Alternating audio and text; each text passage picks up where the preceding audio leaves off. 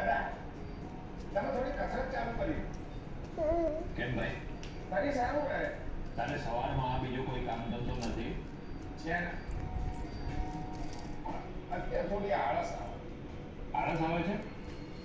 તો લે આ છાપું. ચાલતા ચાલતા વાટ એટલે આળસ દૂર થઈ જશે. ગુજરાતના ફરવા લાયક સ્થળો.